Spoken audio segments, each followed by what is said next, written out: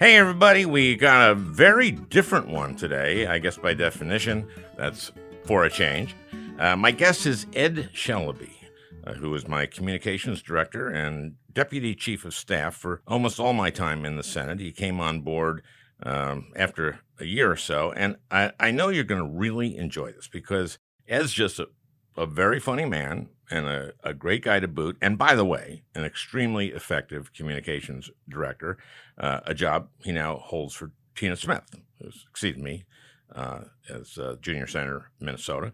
And what we mainly talk about is what it was like to work in the Franken Senate office. We just had a great time and were very effective. When I got there, you remember I was seated after a 9-month recount. I clobbered Norm Coleman by 312 votes.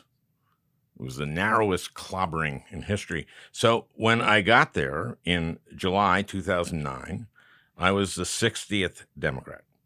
So 312 votes in Minnesota made the Affordable Care Act possible.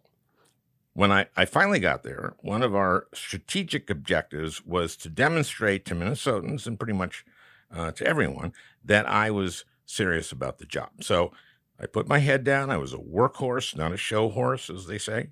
So I did only Minnesota press, and there was a special emphasis on my not being funny or being caught trying to be funny. And I understood that. And for my first term especially, I was very careful not to be funny, publicly anyway, not in hearings, not in speeches on the floor, really nowhere except the office.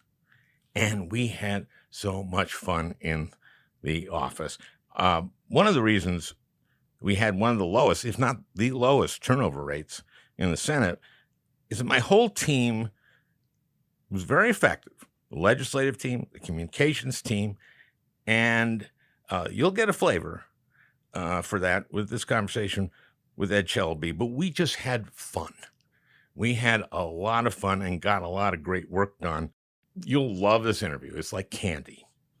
Now, what's not candy in any way is what Republican state legislators are doing around the country to subvert our elections and our democracy, which is in jeopardy. Not only are these states passing laws that will effectively suppress the votes of people Republicans don't want to vote, we are seeing laws written which essentially give partisans in these states the power to overturn election results and steal elections. And this is no exaggeration. For example, in Arizona, the state legislature passed a law taking the power to determine the winner of elections from the Secretary of State of Arizona, who happens to be a Democrat, and gives that power to the Attorney General of Arizona, who is a Republican. And the great part about this is that this rule expires in January of 2023 because, say, a Democrat gets elected Attorney General and a Republican gets elected Secretary of State, then they'll just reverse that. This is as naked as it gets. And they are doing this or attempting to do this wherever they can, which is in states that are controlled by a Republican state legislature and governor like Texas and Florida and Georgia and Arizona. And this is beyond dangerous. This is an existential threat to our democracy.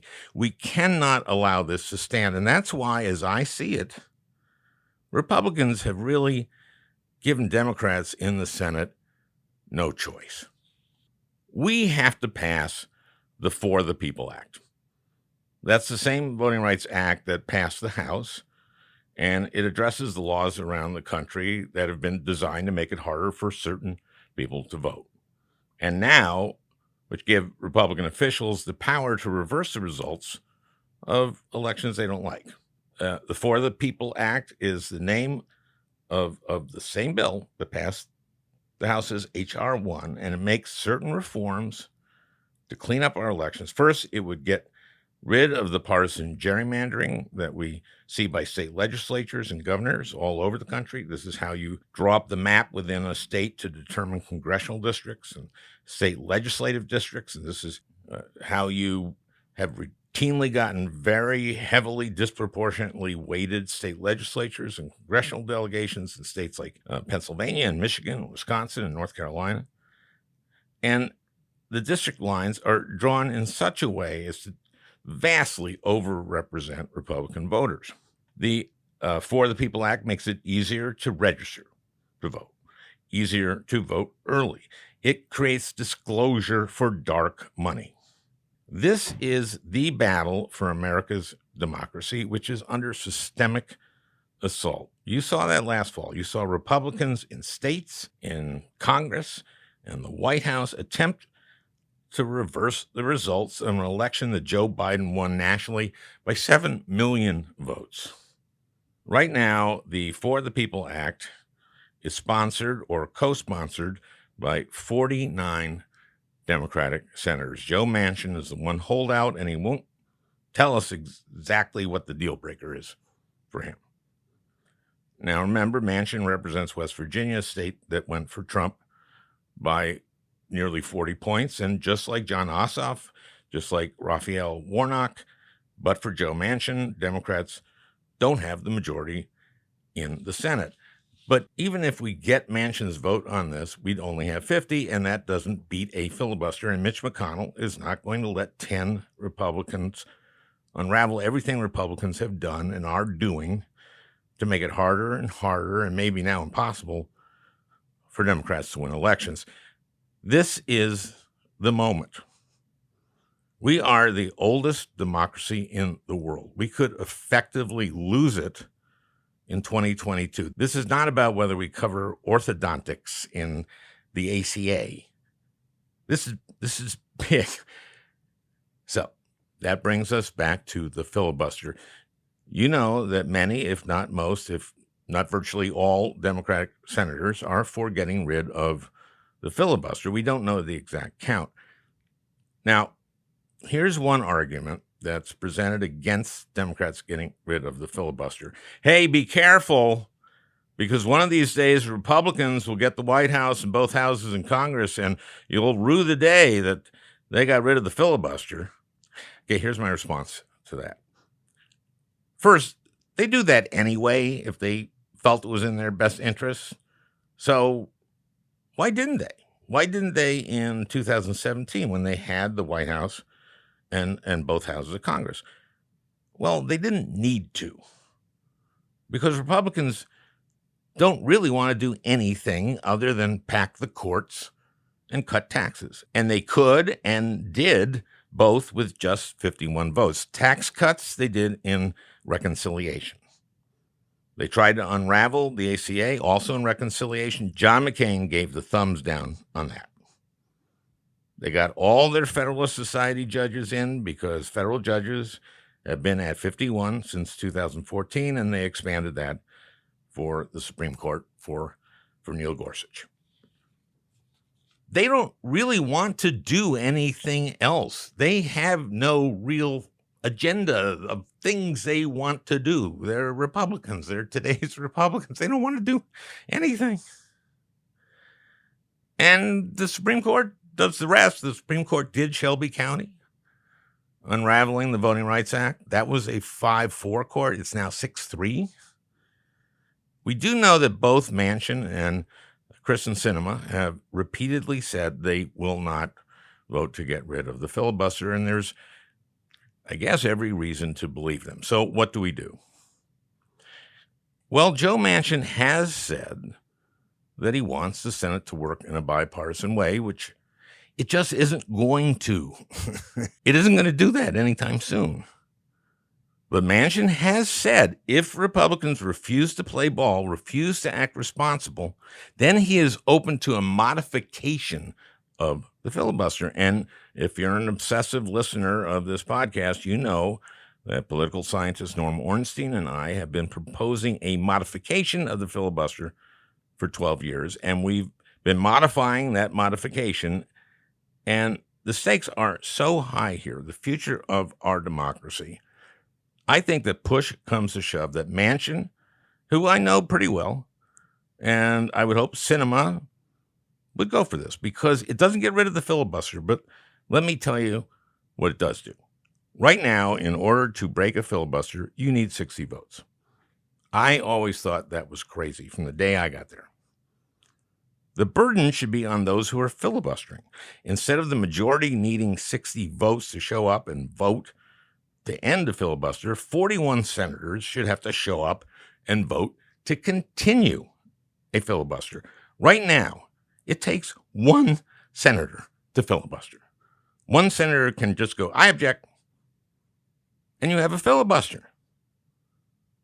Now, on the vote for the January 6th commission that went down, the filibuster killed it because Democrats couldn't get 60 votes.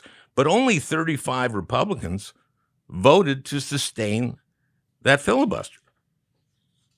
Now, I suppose if they had to, McConnell would have mustered the 41 votes. But here's the principle. Make the senators who are filibustering, make them have the skin in the game. If you care enough about something to filibuster, you show up. And now here's our wrinkle. The majority leader calls a vote on the filibuster. 41 senators have to vote to sustain the filibuster or it's over. But, and here's the but, they have to stay there. They have to keep 41 on the floor.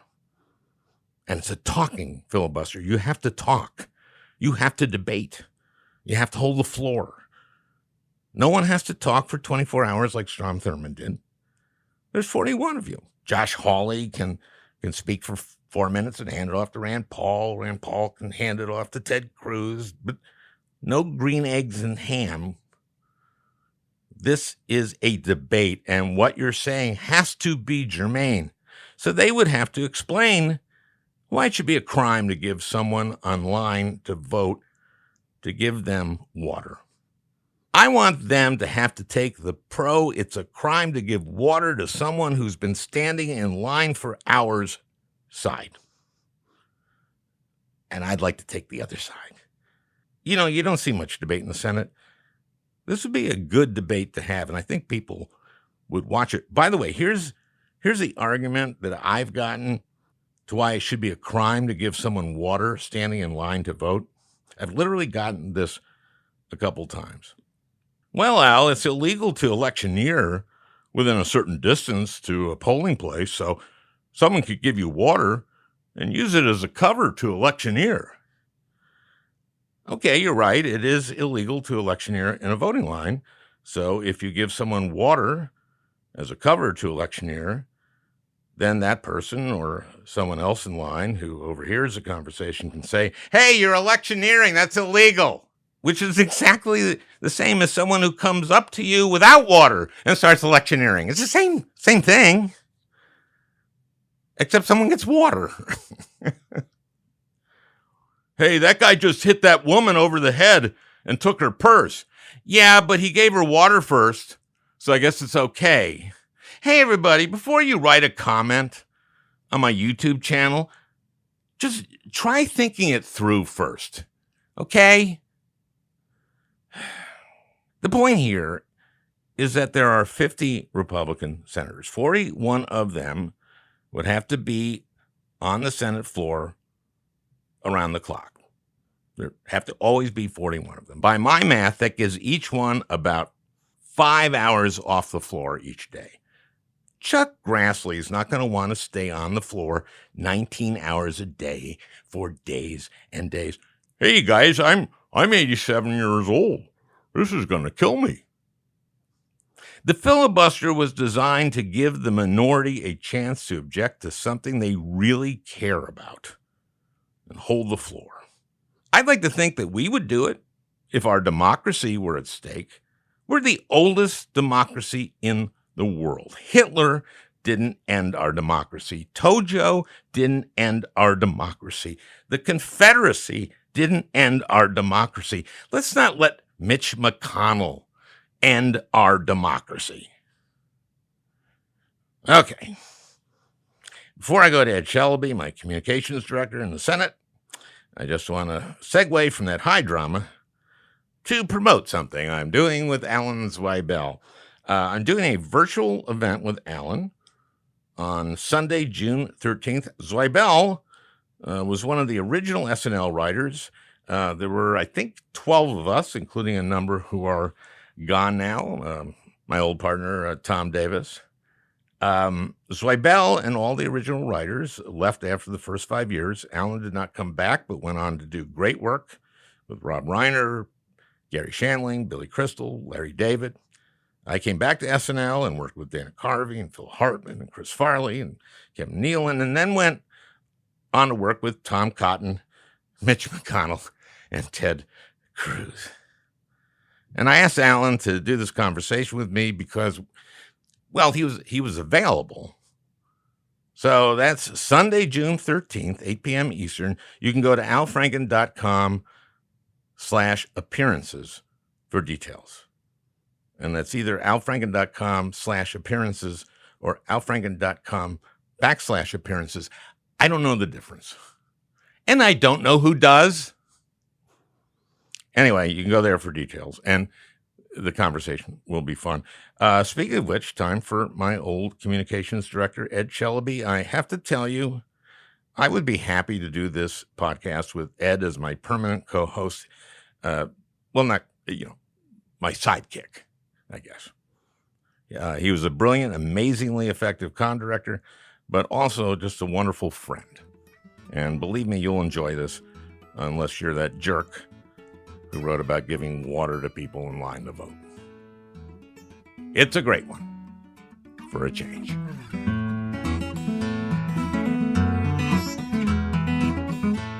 So you were my communications guy. What was your title?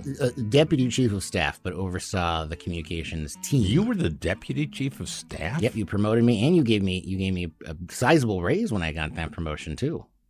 That was done without my okay.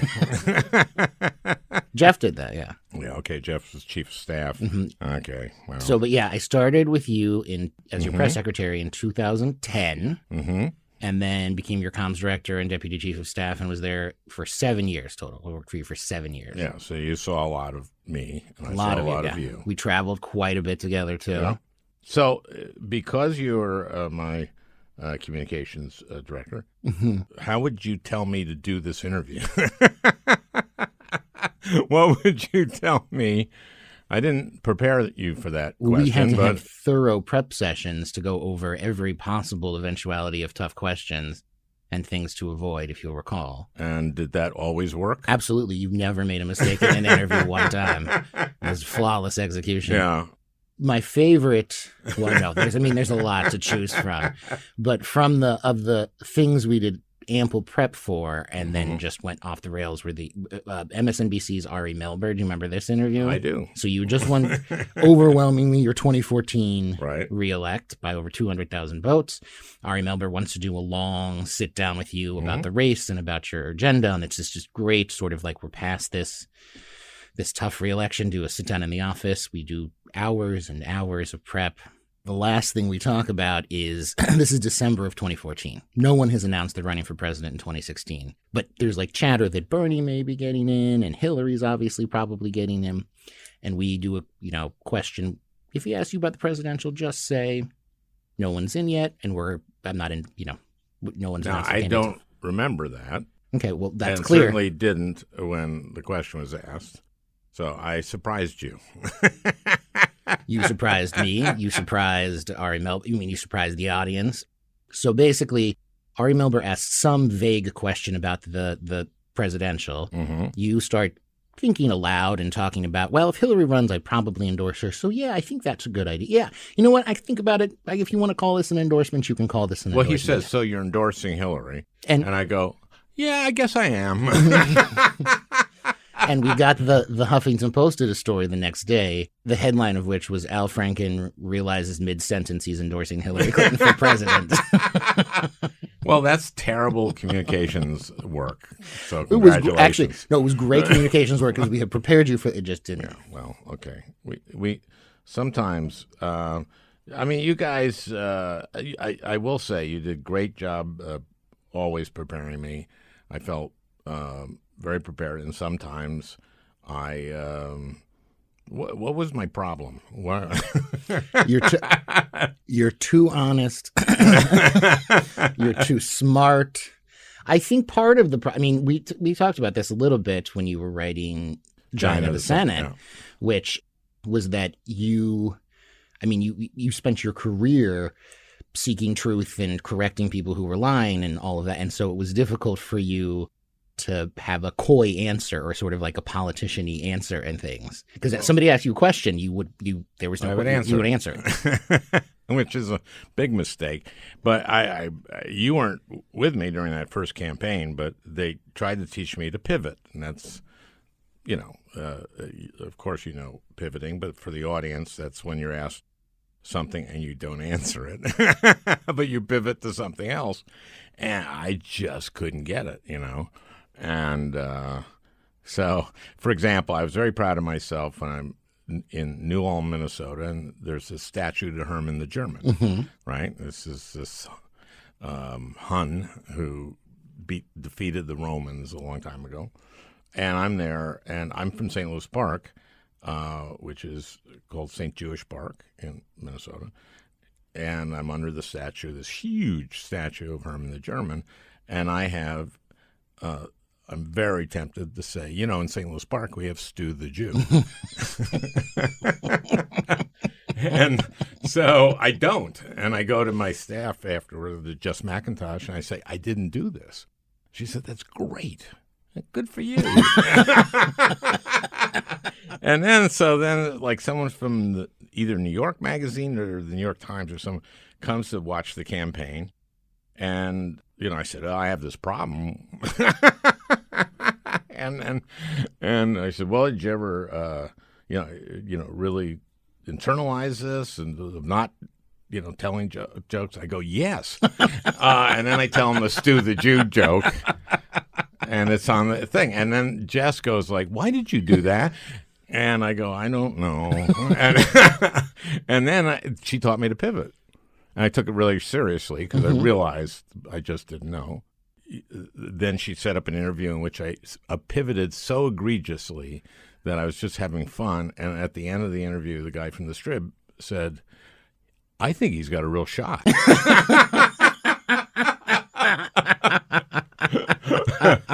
So, I mean, that taught me a lot, but I still didn't do it great. Listen, you gave great interviews. You were smart, thoughtful. The politician, some of the characteristics you did not have. Like the thing we've talked about was if we were being hounded by like crazy Fox News or Newsmax reporters in the halls of the Senate. And I would, early on, I would hand you a phone to be like, oh, you've got a phone call. And you'd take the phone. There's nobody here. What do you mean? And I'd say like, oh, I think Casey needs to talk to you. Casey's not on the phone. What are you doing? What are you doing? There's nothing here. And just what you would not take the hint. Like, I'm trying to help you, man. I'm really trying to help you. No, you're not. There's nobody on the phone. Oh, yeah. I was kind of stupid. But then I learned, and then I just took the phone and I went, good to talk to you, Mr. President. This was during Barack. Actually, at a certain point, it got so bad because I was always on the phone. I just didn't do I just didn't do press. So at one point, I just I was walking. I wasn't on the phone. I didn't have my phone handy, so I just went like this, which is the phone like I have my pinky thumb on my mouth and my thumb on my ear. And I would say, I'm talking to somebody. And they appreciated that because they knew that everybody does that. That's what you got with me. So you guys had to put me through the dehumorizer a lot. The dehumorizer was, yes, your instinct always was to go for the joke, even if it was not in anybody's strategic interest. Or in service of passing maybe a piece even of legislation. Especially if it was in no one's strategic interest. Well, on the first day, I get sworn in, take the subway, go to my desk, and I learn one of your jobs is writing notes to constituents, a congratulatory note. And in Minnesota, most of those are some kind of curling award. But this one was Ruth Anderson was turning 110. So I have this note card to write to her, and I go, "You have a bright future." And at that point, Drew Littman was my chief staff, and my assistant comes and takes it out of the room, and Drew's back in about 15 seconds. "What is this?" I say, "It's a joke." "Uh-huh. Do you think Ruth Anderson will find it funny?" And I go like, "I don't know. She's 110. And you go, "Well, how about her son? Or, her family? Will her son find it funny?" And I go, "Oh, I see what you mean, because I could see her 90-year-old son reading this and getting mad." So I went, "Okay, I'll rewrite it." So that was day one, and I got better. I did, but I blew it sometimes. Occasionally, just okay. I mean, do you remember the state fair? It was 2017. 2016 State Fair. You were being profiled by the New York Times. Mark Leibovich came, great reporter, was traveling with us. He came to D.C. He went with you to the convention in Cleveland, the Republican convention. We were in Minnesota, and that morning, Anthony Weiner's latest transcript, had come out, and Huma had announced that they were getting divorced. Did you remember this? Yes. And very Mark well. Leibovich is tagging along with us throughout Minnesota. First stop of the day is to go to the new Viking Stadium, which is a gorgeous facility where we're tagging along with women of color who are engineers who would help build the stadium. Yeah, and a lot of apprentice people had worked on the thing. And we go to the Viking Stadium, walk on the field. It's great. We got to go to the locker room. And Leibovich is a huge, huge football fan. He wrote a book called Big Game. He's a huge, huge. So he's, football guy. And all of us are just loving it because it's such a cool thing to be in this brand new stadium. And then we go from the stadium to the state fair, which he drives me, actually. Oh, okay. I didn't realize he drove you. He drove me, and we're in the car, and he's talking to me, and he tells me that earlier that morning he had done an interview on Anthony Weiner, and because he knew some stuff, and he just hated it because he didn't want to be the expert or an expert on Anthony Weiner. So we talked a little bit about Anthony Weiner, and then we arrive at the Farmers Union booth, or coffee booth. Yep. And my son calls me, and I answer the phone, and he tells me that Teddy Bridgewater, who was our first draft and this unbelievably talented quarterback, this is during training camp, had blown out his knee and may never play pro football. And all our hopes, and this is my son, who's a Viking fanatic, and I'm just going, oh no, oh. And then Leibovich goes, "What happened? What happened?" Like, "Oh," then I tell him, and he goes like, "Well, what's that like for you?" And then, stupidly, I say what? You said, "It's just as bad as if you found out Hillary was dating Anthony Weiner." And here we are on the day that Huma's announced her divorce with the New York Times reporter who has most frequently covered this after coming from the Viking Stadium. And you can't, in front of reporters like that, you can't say "What in the shit is wrong with you?" Yeah, it's as if the worst thing happened. Yep. And so I try to keep a straight face, and I can't remember. I think I went and called the Clinton campaign and said, "You'll be receiving an apology shortly."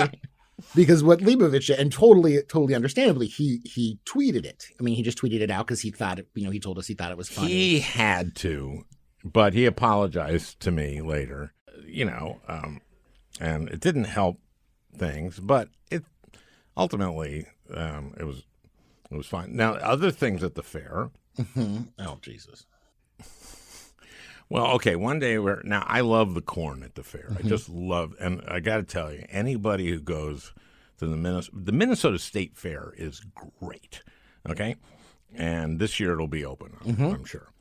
Okay, and their corn, their sweet corn, is so good. I have been going there since I was a child. I've never had a bad ear of corn. Never had an ear that wasn't fabulous. And I love the corn. I think I can't emphasize that enough. So I go to the booth, I get the corn, and we're just walking around. We see Al Roker with Andrew Zimmern, right? You're not. This is not correct. You're not doing the story correctly. Well, correct me. Can I share with you? So this is the first day of the fair. First, okay. Did I say it wasn't? I don't know what you said, but you didn't buy. They had the corn at the thing. Let me tell it. So you'd done Fox 9. Okay. You did Fox 9, their early show. So it's like 7 a.m. You go, you do the early show. We walk out. We see a huge crowd of people. Who is there on opening day to talk about the Great State Fair? But Al Roker, who is there with Andrew Zimmern, who famous chef from Minnesota, yeah. And you know him from NBC days. So Roker. Yeah. So we say, Roker. let's see if we can, maybe Al could get on, because they're talking about all the state fair foods and where it comes from, and it's just perfect for you. So at commercial break, so I say like, oh, Al would love to join. They're like, great, we'll have Al on. You're the only person I know in the universe who can walk on to the Today Show. Invite yourself on as just an impromptu guest. So you go in. So the three of you are talking about food. The first thing they get to is the corn. So there's corn they have there. Oh, okay. You're right. And that sounds right. Somebody says like, oh, I think, Al, you like the corn. You take the corn. This is like a 6-minute segment where they're going through all of the different foods. Right. Al Roker, Andrew Zimmern, and you say no words. All you do is just eat the corn is very gentle. Violently eating this corn on live television on the Today Show for the entire 6 minutes. Savoring the corn. Mm. And I thought, comedically, as a comedian, that was the funniest thing I could do. This is from a communications director standpoint. You thought I should say something. Typically, when they teach you media relations in school, they tell you it's best if you want to communicate a message to speak and not just to eat. And I saw you motioning me to speak. I saw that. I saw you. This is giving. This is really triggering for me telling this story, because this was the biggest missed media relations opportunity I've ever experienced. But it wasn't. I was hilarious. If I do say so myself, I've seen the tape of it, and what it is I silently made an amazingly strong point, which is the corn is really good. They bumped. So I think somebody tries to get you out of it to say so, Al, that corn looks pretty good, to sort of see if they can snap you out of the daze that you've experienced with the corn. And you just look up and say, and then just keep mouthful of corn. Then they bump back to the anchors who say gosh, I think Al Franken just loves that corn, or something like that. Yeah. And I guess you're right. If that was the message you were trying to convey, was that the single message that Al Franken likes corn, you did a spectacular job of that. That was a win. I liked silent movies. I liked some of those. I liked Laurel and Hardy. I liked Buster Keaton. And I thought that I was in a silent movie. Mm-hmm. Most viewers, it's been poll tested that most Today Show viewers also love silent movies, in which there was less talking on the 4-hour morning talk show. That used to be more the case when the Today Show started in the 50s. Even though people spoke occasionally. Okay, we'll just agree to disagree. All of this is, can we just say, all of this is negative, making fun of you. Working for you was great. We had a great time in the office. Oh, there's that. There was such a... It wasn't all missteps. We had a great time, I will say. And because of that, I had continuity. I had wonderful continuity. People didn't leave the office. No, your management team, most of us were there, if not the entire time, the vast majority of the time you were in the Senate. We have still the Franken family universe is really, really close. We still have, remember the area of outside of your office we called the pit, which is where the scheduling team was, the communications team. Yeah, it was in the whole office, was outside my. It was outside your, right. It was outside your personal. The pit, yeah. Yeah. We still have a text chain called the pit of all the people who worked there that share stories and articles and stuff. And it was great. It was such a fun office. Oh, I know a story to tell regarding the staff, the whole staff. So I loved hearings. I loved committee hearings. And as you know, I really prepared and I read everything, and we can talk a little bit about that. Focus on the family. Let's talk about that one. Great organization. Yeah. Okay, they're a Christian, very right-wing Christian organization, and they're very anti-gay. Yeah, they're a horror show. They're a horror show organization. Okay, so we're doing a thing on same-sex. It's DOMA. I think it's on the Defense of Marriage Act. Is it? Okay. Yeah, there's a hearing. And this guy, what was his name? I can't remember. Thomas Minnery. Okay, he's testifying. So the night before, I would always get, this is in judiciary, I believe, and I get my staff, the judiciary staff, prepares a briefing book for me, and it has the testimony. And I read his testimony, and I spot something, which is the Ninth Circuit had ruled, I think it overturned Prop 8 or something, which was banned same-gender marriage in California, and they overruled it, and part of their finding was that same-gender couples did just as well in child rearing. So he kind of has to acknowledge it, but just kind of brushes by it. And then, as far away from that as he can, he says this Health and Human Services report said that married heterosexual couples do better at raising children. Yeah. At raising children. That's the opposite of what the Ninth Circuit had said. And I went like, okay, the reason he put these far apart from each other was he's lying. So I know that. And so I call, I think it was Josh Riley, and I say, find this report and see what it says, because I don't think it says what he says it says. And, of course, it didn't. Mm-hmm. It didn't at all. It just said married or couples that are together do better, and it didn't say anything about same-sex or anything, nothing like that.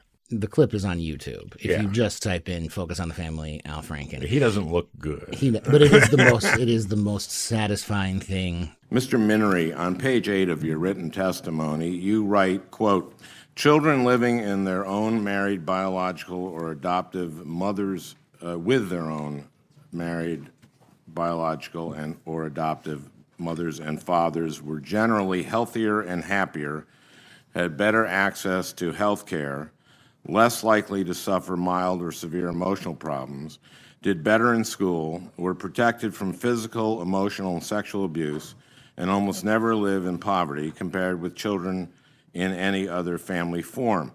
You cite a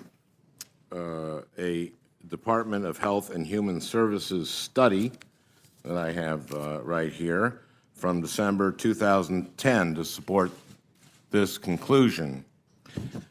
I checked the study out,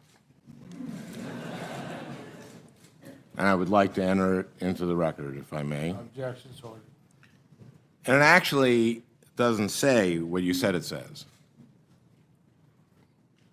It says that nuclear families, not opposite-sex married families, are associated with those positive outcomes. Isn't it true, Mr. Minnery, that a married same-sex couple that has had or adopted kids would fall under the definition of a nuclear family in the study that you cite?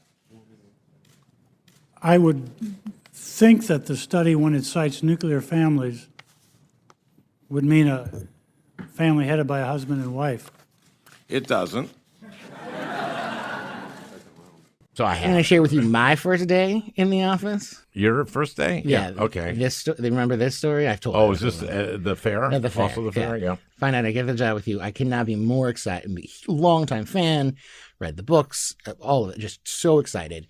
I called my parents and told them the first day I'm going to work for you. I'm going out to Minnesota and it's going to be at the fair. So this is the first day I get there. So I fly out there, me and Mark Kimball, who I had actually, he was our state comms guy. Yeah. And he and I had worked together before. Great guy. He's Wonderful, a great guy. wonderful guy. Yeah.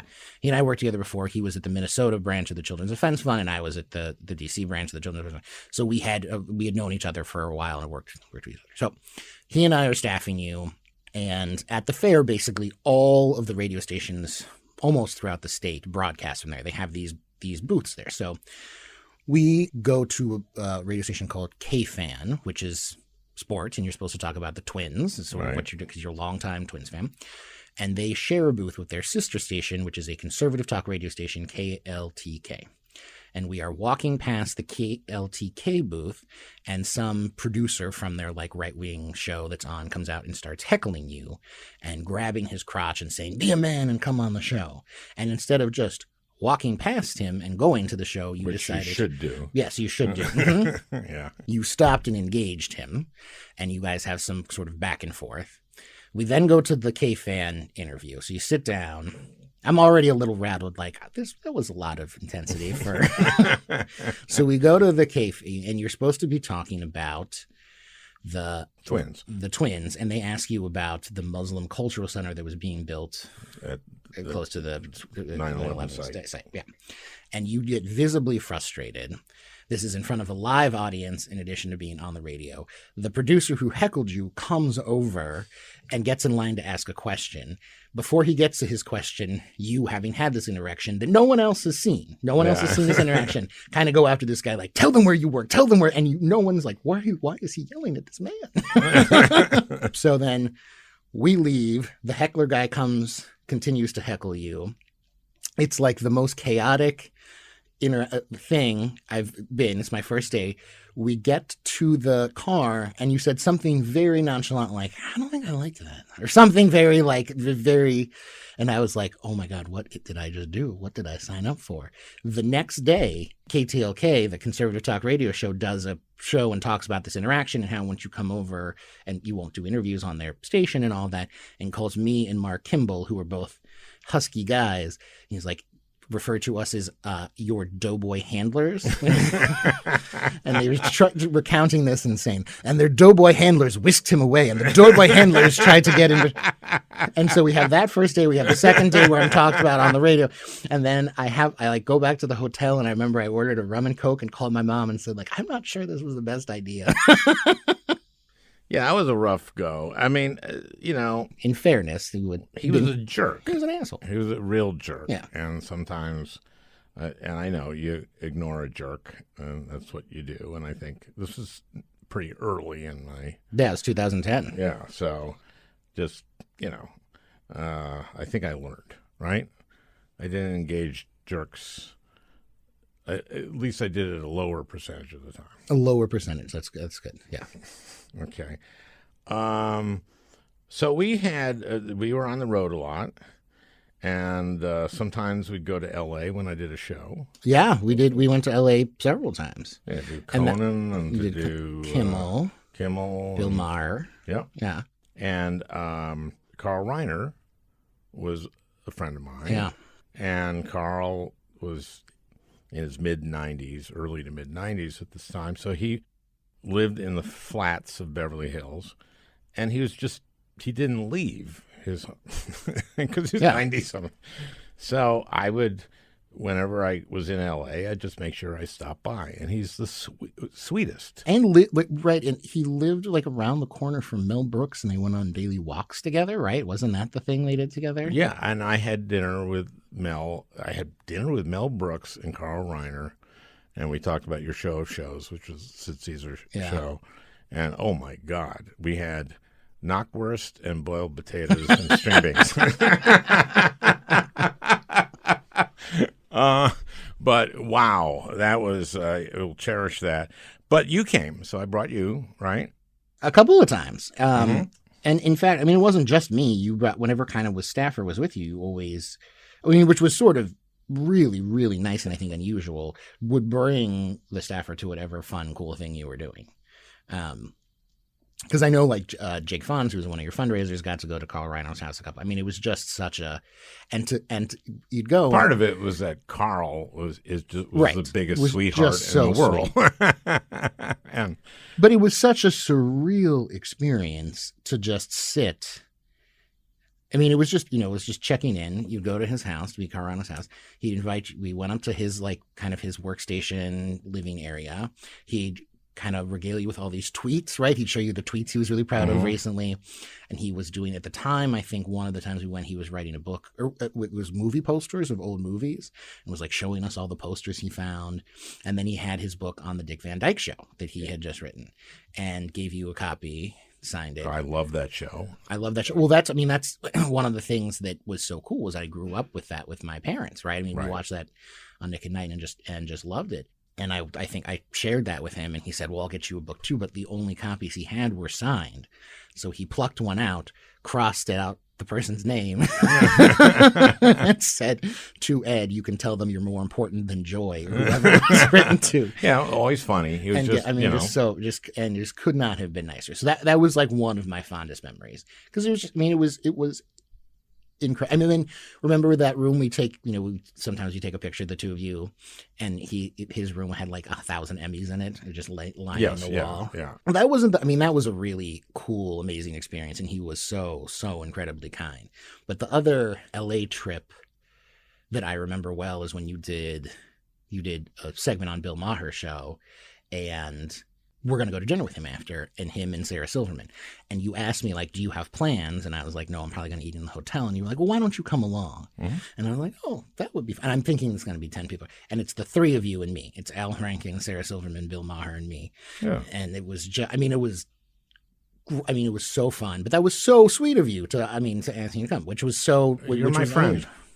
Well, at the time you were paying, I was your staffer, you were paying me. Or the taxpayers were paying me. I'm sorry, the taxpayers. I felt that I could pay you to be my friend. No, I mean, the staff, everybody on the staff really became my friend. Well, yeah, but I think that's really unusual. I think that's unique on the Hill.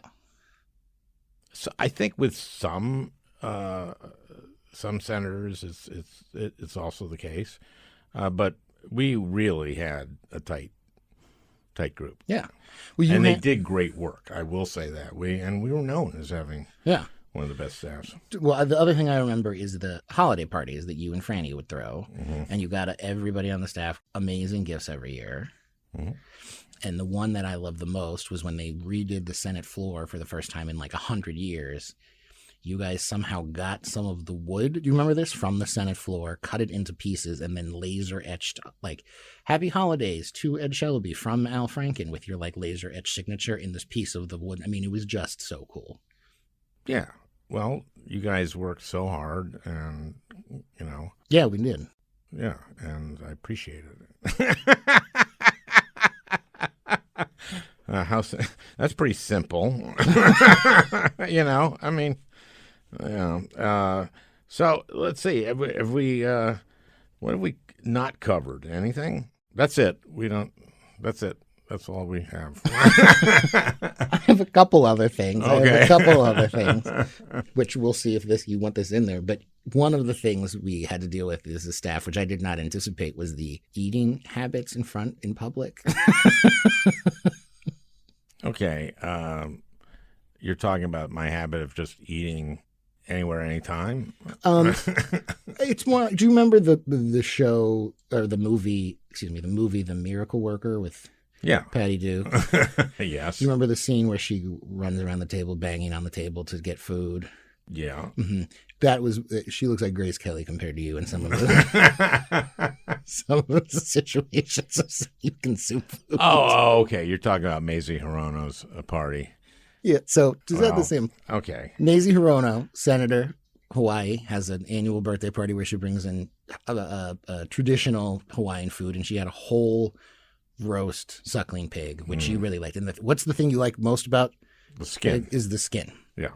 There's a whole animal sitting in the middle of the room, and Al is eating the skin, but he's eating not just any part of this, he's eating the face skin. Sort of a Hannibal Lecter-y kind of just peeling this face skin off of this full pig and eating it from the face of the pig. And then they try to collect for the for the program part of the thing, and the room separates. So there's all these senators, including leadership on one side. There's the rest of the group who's attending this, dozens and dozens of people, and you in the center ripping pigskin. I love. And Mason Frono did the same thing that Al Roker did, which was like, Al, it looks like you're really enjoying the pig, to kind of get you to snap out of it. And you were like, yep, it's delicious. There was also the one, this was a strange setup, but do you remember when Patrick Kennedy, the congressman from Rhode Island, retired? And you had a relationship with him, and he retired, and this was early, probably 2010 or something. But when he retired, they had a big ceremony that you went to, and just as a guest, because you liked him, and we worked on mental health stuff, right? Together. Yeah. And they had this table of food again in the middle, and they had put like the hummus kind of just on the table, like it was not like in a bowl, but it was kind of, they just like spread it on like a big platter or something, but it was just this. So Nancy Pelosi is speaking, honoring Kennedy, and she motions to you. To say like, oh, and Al Franken is here, and at that particular moment, you had your finger dragging in the hummus to get a little taste, just a little taste. Yeah, I have to make a decision on whether to edit that. It certainly doesn't make me look good. It was fine. It was innocuous. It was fine. Okay, what else you got? Oh, were you there when, it's like take your kid to work day? Were you there at the event where, okay, so all these staffers and everybody who works in the building brings their kids, and there was one room where, they were having some reception or something, and there's all these kids there, and they're all very young, pretty young. So must be like, there's 20 kids, and I say, okay, let's see if you guys can knock me over. I don't think I was there for this. No. Oh yeah, that was so much fun because they couldn't knock me over. And then I faked it that they knocked me over, and they were very happy. Did you just tell that story so you could share with your audience how strong you are, that you couldn't be knocked over by a bunch of children? By little kids. They couldn't do it, so fun. I thought maybe you were there. Maybe we'll skip that. No, the one I was there for, the thing when you were talking about the dehumorizer, was the more important than you going through the metal detectors. Yeah. In the Senate, everyone who staff and visitors have to go through metal detectors and security screening. Senators do not, so they can walk through, and they can walk through with their staffs if they're with them around the security screening. And so when Al would do that, he would do it in the least conspicuous way by saying to everyone in line, I'm more important than you, I'm more important than you, which most people I didn't found say I'm, I just say more important than you. More important than you, more important than you, more important than you. Which, in fairness, everyone thought was hilarious, right? Almost. But I think Casey, your second chief of staff, Casey, said to you, it might get you in trouble at some point. Yeah. And it did. Mark Teixeira, who was the first baseman for the Yankees at the time, was in the security line, unbeknownst to you. He was there probably to do some lobby for something good, I'm sure, or a charity or something. But he tweeted out, Al Franken said he was more important than me. And that was the end of that. Like, oh, shit, okay. Well, now it happened.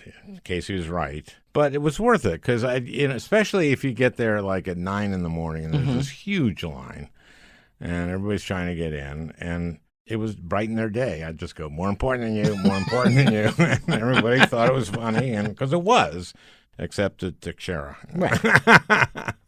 Found himself very, very important. The other dehumorizer, well, this wasn't a dehumorizer story, but this was another media relations failure, was the welcome terrorist sign.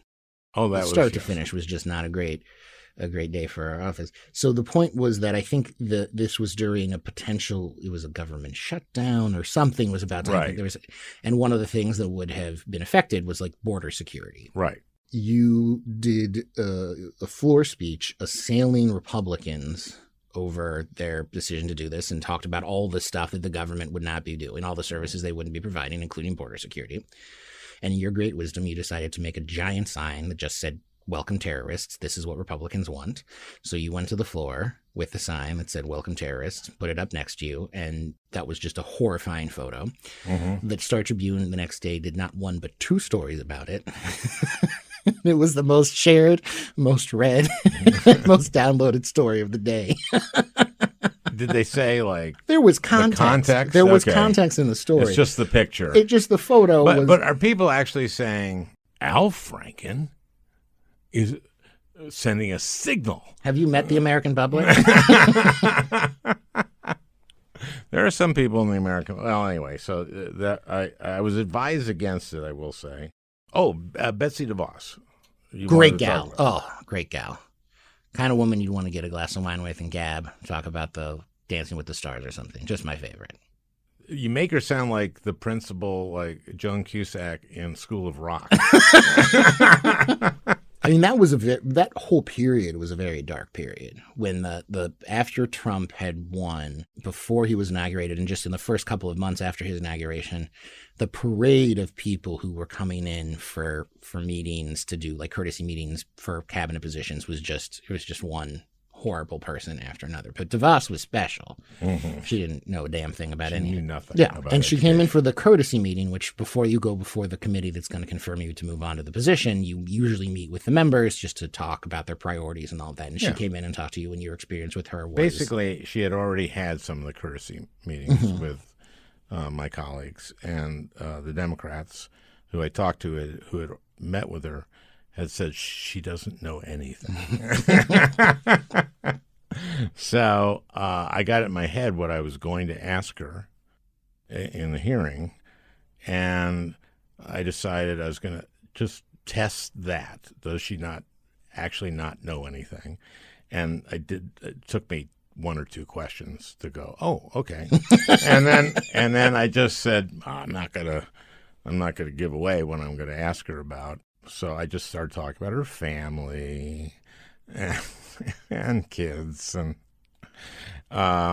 so what I ended up asking her about, of course, was. But in the hearing, you said nothing to her of substance in this courtesy meeting. I didn't want to tip what I was going to do. Yeah, and I asked her the most basic educational policy question people have, which is growth versus proficiency. When you have to measure whether a school's succeeding or not, you have accountability tests. You have tests, and do the tests measure proficiency? Does the third grader meet third grade proficiency? And this is what NCLB required to be measured. Yeah, No Child Left Behind. You're talking about. Which was what percentage of your kids meet proficiency.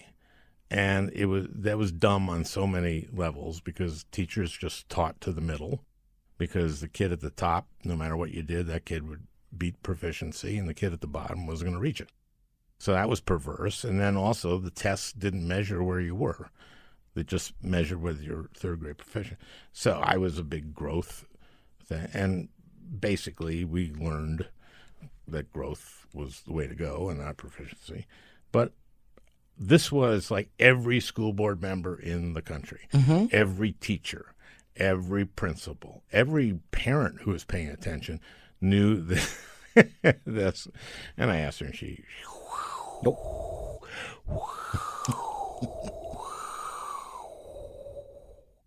That actually was picked up by the mic. That wasn't me making a sound effect. That was from the hearing. Archived audio. Yeah, that hearing that was of the many hearings that you demonstrated the idiocy of the person in front of you. That was probably the biggest. I mean, that was just such a moment. And yet she served 4 years as Secretary of Education and did terrible things. Yes. Yeah. And, and you say the parade of terrible people they got, actually, as the administration went on, some of the decent people left and were replaced by worse and worse and worse people, till at the end it was unbelievable. Yeah. Oh my God. Thank God we won. Yeah, Thank God Biden won. I know. Man, oh man, oh man. Oh, I do have one, but this isn't a direct Biden story, but it is a separate Biden. It's a tangential Biden story. Mm-hmm. This is a staff-related. Do you remember when Andy Osborne screwed up the flights to Joan Mondale's funeral? Mm-hmm. You were I got to tell it, but you were so gracious about it, but it was so terrible. Yeah, well, I was somewhere on the East Coast. Yeah. And he just mixed up Central Time and Eastern Time. Right. So what had happened was that he printed out your schedule for the day to give to you. When he hole punched it, one of the times was hole punched through, so you couldn't read it. So he reprinted it, but printed it in the wrong time zone. So you got your schedule, wrong time zone. You get to the airport. Plane is left. Plane's gone. Not going to make it to Joan Mondale, who's the former second lady of the United States. Who's a friend of Al's, Minnesota, all this. So Al has to call Biden on Air Force Two to be like, I'm supposed to be there. I'm not. Can you make sure people know that I'm not skipping her funeral? And Biden said something nice about you, and I think you got it first, kind of some of the after stuff. I got there at the end. Yeah. But Andy, who was your bodyguard at the time, was just beside himself the whole, he felt so bad. And the thing you said to him that made him feel so much better, do you remember this? Is what, no. It's what I said something like, I think we all make mistakes or something. You said the thing that JFK said to McNamara, I think? No, it was what someone said about McNamara. He was chairman of Ford. Yeah. And it was, he doesn't make small mistakes. And that's what you said to Andy, like, I'm glad you don't make small mistakes. Which he just thought was great and made him feel so much better. Yeah, I think that is such a fabulous quote. He doesn't make small mistakes is one of my favorite lines from history. No, that's right. It was a small mistake, but it had, I missed Joan Mondale's funeral. And speaking of which, Fritz died just a little while ago, and my God, what a great man. I know. Jesus. Lovely guy and strong, tough guy. In Minnesota, he was engaged and involved till the very end. He really, really was in it for the service and truly believed all this stuff. And really funny. Yeah. And just, just a great guy, just a Hamish guy. So that was part of the privilege of being senator, but I knew him from well before that. Yeah. And he also supported me. He believed in me before other people thought I could win, and stood by me when some people abandoned me. So I really that was But he was 93? Yeah. Okay. No Ruth Anderson. Oh my God. Well, this has been so much fun. Thank you for having me. Loved working for you. All of us loved working for you. It was such a delight and so fun. It just right back at everybody on the staff, and miss how much fun it was and the great stuff we accomplished. Well, thanks, Ed. Yeah, thank you for having me. Well, I hope you enjoyed listening. That beautiful music is by Leo Kottke, the great Leo Kottke. I want to thank Peter Ogburn for producing this podcast. We'll talk again next week.